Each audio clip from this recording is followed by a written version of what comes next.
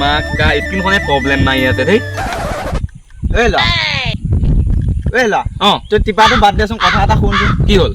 মানে 1 এপ্ৰিল মানে কিনো 1 এপ্ৰিল মানে কি তই আজিলৈকে সেইটো কথাও নাজানো নহয় লা তই মানুহক দেখাহে ডাঙৰ হলিয়া একো গমেই নাপাওঁ মই তই কি কাৰণে কি খাই জন্ম দিছিল মায়ে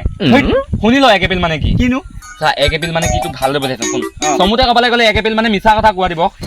তো তেওঁ মই তোক অলপ মানে ভালদৰে বুজাই দিছো দি বেলেগক নকবি আকৌ নকওঁ দে শুনি ল 1 এপ্ৰিল মানে হৈছে শুন এটা সময়ত ইংলেণ্ডৰ কথা কৈছো হা দেই ইংলেণ্ডত এটা সময়ত আধা মুন্ধা পৰিৱেশ আধা মুন্ধা ইংলেণ্ডৰ ৰজাটোৱে যে একে আধা মুন্ধা সময়ত এখন বজাৰ বহিছিল আকৌ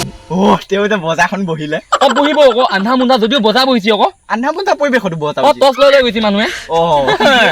ৰজাই যে গৈ ইংলেণ্ডৰ ৰজাটো গৈ তাৰ ৰাণীৰ কাৰণে এখন কিতাপ কিনিছে কিতাপ কিনিছে টচ মাৰি কিনিছে তাৰপিছত একদম কিতাপখন লৈ আহি ৰাণীক দিছি পঢ়িবৰ কাৰণে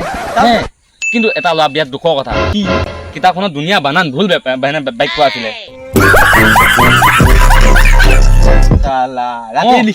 ৰাতি লিখিলে কাৰণে আকৌ